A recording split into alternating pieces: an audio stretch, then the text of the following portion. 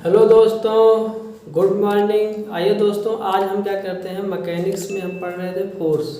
इसका पार्ट 1 बताया था मैंने, जिसमें बल की परिभाषा मैंने दिया था। ठीक है, इसमें बताया था बल वह बाह्य या आंतरिक कारक होता है जो किसी वस्तु की स्थिति में परिवर्तन करता है या करने का प्रयास करता है। ठीक है, फिर उसके यूनिट के बारे में सारी चीज़ें मैंने हर चीज़ वहाँ पर समझाई थी। ठीक, आज हमारा टॉपिक है क्या, बल के लक्षण। क्या, बल के लक्षण, कैरेक्टरिस्टिक्स ऑफ फोर्सेस। लेकिन इसको पढ़ने से पहले कुछ और चीज़ें मैं इसमें ऐड करना चाहता हूँ, फिर हम इसको पढ़ते हैं। क्या बताना चाहते हैं आपको, जैसे बाबू आपसे कोई पूछ दे कि एक कुंतल में कितना केजी होता है, एक कुंतल में कितना केजी होता है, तो याद रखिएगा आपका 100 केजी होता है। क्या होता है बाबू, 100 केजी होता है। ये बात आप याद रखेंगे। ठीक है, अच्छा, इसी को अगर मैं न्यूटन में बदलूँ तो क्या हो जाएगा आप कहोगे। हम कहेंगे बाबू, आपको मैंने बताया 1 केजी इक्वल होता है 10, लगभग 10 न्यूटन के बराबर होता है। बताया ना बाबू, यही बताया दोस्त। तो आप बताओ यहाँ पे क्या हो जाएगा, 100 गुणे 1 केजी है, 1 केजी मतलब 10 न्यूटन। तो आपका हो जाएगा क्या, 10 घाते 2, 10 घाते 2 कहाँ, 10 घाते 1000 आ जाएगा न्यूटन। ठीक है, यानी एक कुंतल में 1000 न्यूटन आएगा। या इसी को हम क्या लिख सकते हैं, 1 किलो न्यूटन। यानी 1 किलो न्यूटन जो होता है 1 कुंतल के बराबर होता है। समझ में आ गया। चलिए, ऐसे एक वर्ड और आता है गांव की भाषा में, क्या, टन। इसको मिटा दे, टन। क्या था दोस्त, टन। हम जानते हैं ये टन, ये वाला टन है, याद रखना। 2 टन होते हैं, एक की स्पेलिंग ये होती है TONNE, जो आपकी ACOC होती है उसमें मतलब रिप्रेजेंट, जैसे होता है ना कि AC कितने टन की है। ठीक, तो वो दूसरी चीज़ होती है। यहाँ पे TON लिखा है मैंने, TONNE नहीं है। जब आप रेफ्रिजरेटर एयर कंडीशनिंग पढ़ते हो तब इसके बारे में बात करते हैं, वो बातें हम नहीं कर रहे, हम बात कर रहे हैं इस टन की। 1 टन बराबर क्या होता है वो आप जानते हो, 1000 केजी। क्या जानते हैं, 1000 केजी, ये भी जानते हैं ना। अच्छा, अगर हम इसको बदलें तो ये क्या आ जाएगा, यहाँ पे 1000 केजी गुणे, इसको हम लिख सकते हैं 10 न्यूटन, क्योंकि 1 केजी बराबर हमने ही बताया ग्रेविटेशनल यूनिट होती है, लगभग आपका क्या होता है 10 न्यूटन के बराबर होता है, या 9.81 न्यूटन होता है। ठीक, अब बताओ क्या हो जाएगा, इसका मतलब होता है क्या कि 10 है ही आपका गुणे 10 न्यूटन आ जाएगा। तो आपका इधर आएगा तो हो जाएगा 10 किलो न्यूटन। क्या समझ में आया सर, समझ में आया क्या, 1 टन जो होता है वो आपका क्या होता है 10 किलो न्यूटन के क्या होता है बराबर होता है, 10 किलो न्यूटन के बराबर होता है। अच्छा, अगर मैं रिलेशन आपका निकाल के दिखाना चाहूँ तो अभी मैंने पढ़ा है कि एक कुंतल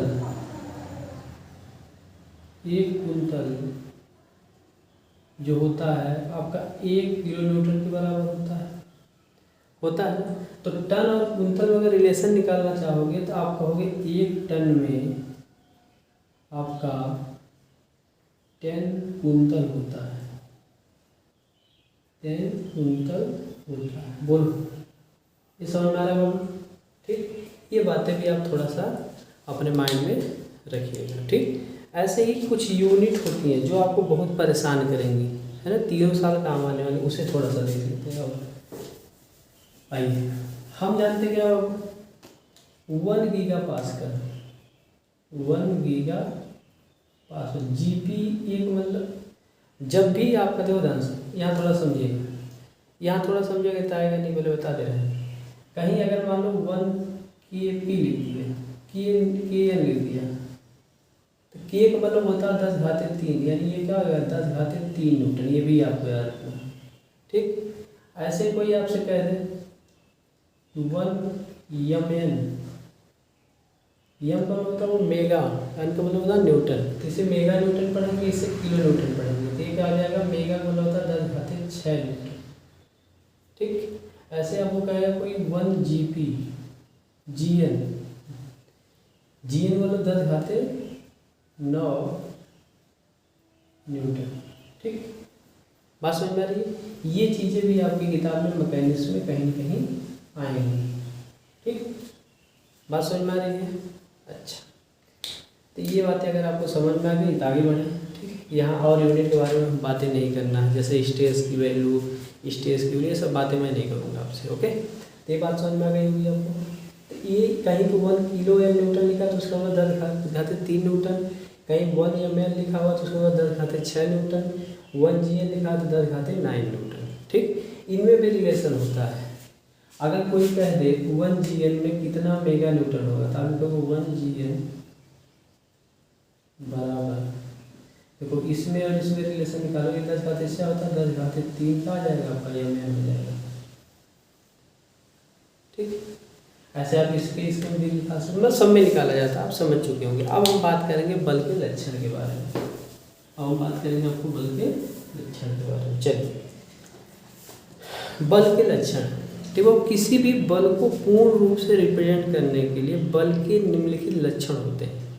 बल के निम्नलिखित लक्षण होते हैं। क्या होता है? पहला नंबर, बल का परिमाण। बल का परिमाण, इसको इंग्लिश में क्या कहेंगे बाबू? Magnitude of force. Magnitude of force हम साइड में लिख दे रहे हैं, क्या बोलेंगे? Magnitude of force. ठीक, दूसरा नंबर क्या होगा? बल की दिशा। बल की दिशा,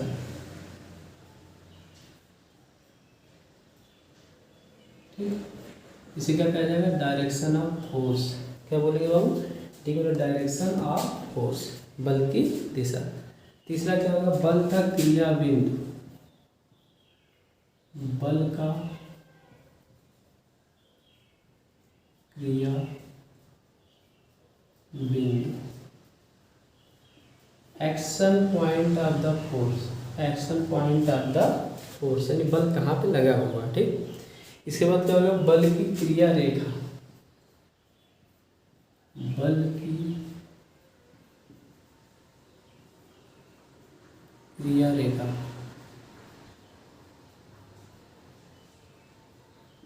बल की क्रिया रेखा।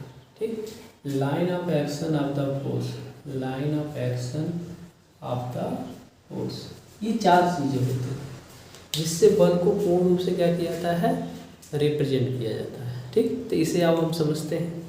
जैसे वो मान लीजिए कोई बॉडी है, ये क्या है दोस्त? ध्यान दीजिएगा, ये मान लीजिए कोई बॉडी है। ठीक, ये मैंने कोई बॉडी बनाई। ओके, और इस बॉडी पे ध्यान देना, इस बॉडी पे हमने क्या किया? यहाँ से एक फोर्स लगाया, यहाँ, ये बॉडी है, यहाँ लिख देते हैं। ओके, यहाँ पर हमने क्या किया? मान लो एग्जाम्पल लिख देते हैं, 10 न्यूटन का एक फोर्स लगाया। ठीक, जहाँ पे फोर्स लग रहा है उसे हम ए से कर दिए, और इसकी डायरेक्शन किधर है? ऐसे एरो, ऐसे। ठीक, बात समझ में आ रही है? अच्छा, अगर मैं यहाँ से हॉरिजॉन्टल लाइन खींच दूँ, ये वाला कितना एंगल पे लग रहा होगा? थीटा, थीटा डिग्री पे लग रहा होगा आपको। अच्छा, अब यहाँ पे समझिएगा, और इसके वहाँ पे लगा हुआ है। अब यहाँ से ध्यान दीजिए, यहाँ से हम क्या कर रहे हैं? ये डॉटेड कर रहे हैं। इसी बल को हम चाहें तो यहाँ पे भी रिप्रेजेंट कर सकते हैं 10 न्यूटन। तो ये जो आपका ध्यान दीजिएगा, अब इसमें कहोगे, ये बात समझ में आ गई। अब इसमें देखिए अलग अलग हम बातें आपको बता रहे हैं, ध्यान से देखिएगा। अब अगर मैं आपसे कहूँ कि बल का परिमाण क्या है, तो आप कहोगे सर यहाँ पे 10 न्यूटन है। क्या है? 10 न्यूटन, यानी जो परिमाण है, मैग्नीट्यूड आपका जो 10 न्यूटन लिखा हुआ है, यही क्या? बल का परिमाण। ठीक है, अच्छा, अब ये देखो आपका बल की दिशा कोई कहते क्या होता है? ये जो आपका ऐसे लगा हुआ है, ये ऐसे, और यहाँ से हॉरिजॉन्टल लाइन खींचा, जो एंगल बना रहा है थीटा, यहाँ से वो बल की दिशा को रिप्रेजेंट कर रहा है। क्या बल दर्शा रहा है? वो बल के दिशा के, देखो इसके बराबर हो जाएगा, क्योंकि आपका शीर्षक भी कोण होगा। ठीक है, दूसरा नंबर भी आपको समझ में आ गया होगा। बल का क्रिया बिंदु, आप देखो यहाँ ए पॉइंट लग रहा है, 10 न्यूटन का बल कहाँ लग रहा है? ए पॉइंट। तो ये पॉइंट आपका क्या है? बल का क्रिया बिंदु कह रहा है। बात समझ में आ रही होगा। ऐसे ही दोस्त, अगर हम कहें बल की क्रिया रेखा, तो आप देखो यहाँ पे लगा था, यहाँ से हमने डॉटेड जो आपका ऐसे ऐसे है इधर ले गए हैं, उसे कहेंगे बल की क्रिया रेखा। तो बल की क्रिया रेखा के संदर्भ में एक बात और याद रखिएगा, बल की क्रिया रेखा को आप ऐसे आगे भी ले आ सकते हो, ऐसे आप पीछे भी ले आ सकते हो, ऐसे। ठीक, ये बहुत इंपॉर्टेंट चीज़ होती है मैकेनिक्स में। जब आप मोमेंट के सवाल पढ़ते हो तो बल की क्रिया रेखा को आगे पीछे बढ़ाया घटाया जाता है, जिससे प्रॉब्लम को सॉल्व किया जाता है। क्योंकि आप जानते हैं मोमेंट बराबर क्या होता है, फोर्स इंटू परपेंडिकुलर डिस्टेंस। हमें परपेंडिकुलर डिस्टेंस चाहिए होती है, इसके लिए बल की क्रिया रेखा कई बार हमें यूज करना पड़ता है। ये बात समझ में आ गई आपको? ठीक, ये सारी चीज़ें समझ में आ गई, ये चारों टर्म समझ में आ गए। ठीक, अच्छा, अब हम क्या करते हैं दोस्त, बल के प्रभाव के बारे में पढ़ते हैं। बल का प्रभाव क्या पड़ता है, जैसे कोई बॉडी है उस पर अगर आप बल लगाते हो तो उस बल का प्रभाव क्या पड़ता है। चले इसको मिटाएं। चलिए, ये चित्र बना लीजिएगा, परीक्षा में आता है सब चीज़ें मिटा रहे हैं। ठीक, बल के लक्षण में समझ में आ गया। 4 लक्षण होते हैं वो पूर्ण रूप से रिप्रेजेंट करने के लिए, magnitude of force, direction of force, action point of the force, line of action of the force. ठीक, चलिए अब हम पढ़ेंगे क्या, अब हम पढ़ेंगे बल का प्रभाव। हेडिंग क्या रहेगी, बल का प्रभाव, effect of force, effect of force. Heading डाल लीजिए बल का प्रभाव, इफेक्ट ऑफ फोर्स, बल का प्रभाव। आप ऐसे बोल सकते हैं, effect of force on the body, किसी बॉडी पर बल का क्या प्रभाव पड़ेगा, जब बल आप लगाओगे तो क्या प्रभाव पड़ेगा। ठीक, ध्यान से समझिएगा क्या कहना चाहता है। हम अगर मान लो कोई बॉडी ले, ध्यान दीजिएगा, ये कोई बॉडी मान लो ले लिया मैंने ऐसा, ध्यान दीजिएगा, बताएगा नहीं, ये कोई बॉडी है, इसका गुरुत्व केंद्र मान लो आपका यहाँ पे। ठीक, आप यहाँ से बल लगा रहे हो, मान लो 20 न्यूटन का। ठीक, तो जब बल लगाओगे सीधे, ठीक, तो इसकी क्रिया रेखा को बढ़ाओगे तो इसकी क्रिया रेखा कहाँ जा रही है, जी से जा रही है, सेंटर ऑफ ग्रेविटी से जा रही है। तो इस वस्तु में क्या होगी, ट्रांसलेटरी मोशन होगी, यानी कि वस्तु आगे की तरफ ऐसे खिसक जाएगी, ये बल पर प्रभाव पड़ेगा। बोलो ऐसा होगा कि नहीं होगा? हाँ, होगा। और क्या हो रही है, ये जो वस्तु है, ये जो बॉडी है, ये जो ऑब्जेक्ट है, वो क्या होगा आपका आगे की तरफ गतिशील हो जाएगा। अगर ये विराम अवस्था में है यानी स्टैटिक पोजीशन में है तो मूव कर जाएगा। और कैसे मूव करेगा, ट्रांसलेटरी मोशन करेगा। कैसा मूव करेगा, ट्रांसलेटरी मोशन करेगा। अब दूसरी चीज़ सीखिए, वस्तु यही है, ऑब्जेक्ट जो है यही है, क्या, ए बी सी डी। ठीक, गुरुत्व केंद्र इसका यहाँ है। अब की बार फोर्स मैंने यहाँ पर लगाया, कितने का, 20 न्यूटन। तो आप देखोगे ये आपका इसका सेंटर, अब इसकी क्रिया रेखा यहाँ से जाएगी तो इसका सेंटर यहाँ पे है। अब यही बस ट्रांसलेटरी मोशन करेगी, लेकिन उसके साथ साथ क्या करेगी आपका, मतलब वक्री मोशन भी करेगी, कर्व मोशन भी करना शुरू कर देगी। मतलब ये बस आपका आगे की तरफ तो जाएगी, लेकिन ये आगे भी जाएगी और प्लस ऐसे हो जाएगी ये। ठीक है, ये यानी घूम जाएगी, ऐसे ऐसे करना शुरू कर देगी। ठीक है, ये बात समझ में आ रही है बाबू? हाँ, ये बात समझ में आ रही है? आप कहोगे यस सर समझ में आ रही है। ठीक, अच्छा, ऐसे ही तो मतलब इसमें क्या, दोनों तरह की गति है, लीनियर मोशन भी है और कर्व मोशन भी है, यानी रोटरी मोशन भी है। यानी इसमें translatory motion plus rotary motion दोनों है। इसमें वल्लीवन क्या होगा बाबू, आपका ट्रांसलेटरी मोशन होगा, रेखीय गति होगी। ठीक, बात समझ में आई आपको? दूसरी बात क्या है कि अगर मान लीजिए कोई गेंद है सपोर्टेड, ठीक, ये मान लीजिए कोई गेंद है, बाल।